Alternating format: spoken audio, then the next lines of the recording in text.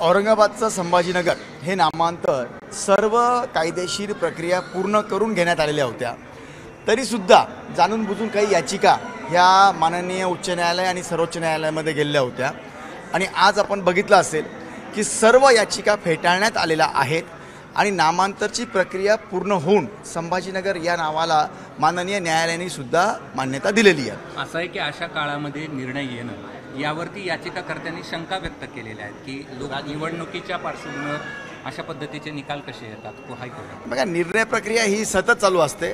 असे कित्येक निर्णय इलेक्शन पिरियडमध्ये येताच की ज्याला कुणाला तरी असं साहजिक वाटेल, परंतु असं काही नाही आहे। असे कित्येक निर्णय सरकारच्या पण विरोधातले आलेत या गेल्या 2-3 महिन्यामध्ये। याचा अर्थ काय, न्यायालयावर थोडी आपण डाऊट घेऊ शकतो।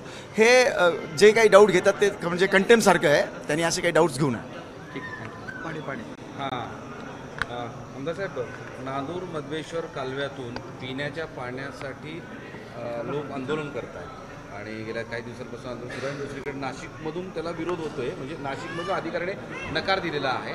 तुमच्या मतदारसंघातले लोक, वैजापूरमधले लोक आता धरणावर कालव्यातून आंदोलन करतात, काय परिस्थिती? बघा, काय असतं, सरकार निर्णय घेतं ते समन्यायी पाण्याची वाटप आणि माझ्या विरोधात जितक्या याचिका होत्या माननीय सर्वोच्च न्यायालयाने फेटाळून समन्यायी पाण्याची वाटप करावी असा निर्णय दिलेला आहे। तरीसुद्धा काही अधिकारी जाणून बुजून कायमस्वरूपी, त्यांना फक्त इतकं माहिती आहे ही वेळ निघून गेली की आमचं काही होत नाही। मी त्यांना ताकीद देऊ लागलो आणि समजून सांगू लागलो की जी समन्यायी पाण्याची वाटप आहे, प्रत्येक धरणावरचे रिझर्वेशन्स फिक्स आहेत। विनाकारांचं पिण्याच्या पाण्याच्या नावाखाली पाणी अडवणं, त्याच्यामुळे जर एकही आत्महत्या शेतकरी महोदयांनी केली तर त्या अधिकाऱ्यांवर मनुष्यवधाचा गुन्हा टाकण्यात येईल।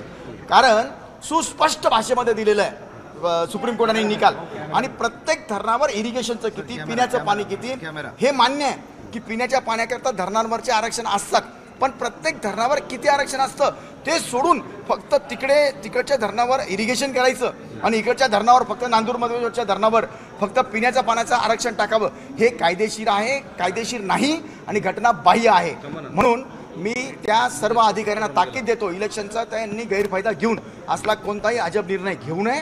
जे काही रिझर्वेशन असतील सर्व धरणावर इक्विटेबल टाकावे, इरिगेशन करता पाणी वापरू द्यावं, नसता त्यांच्यावर मनुष्यवधाचा गुन्हा टाकला जाईल।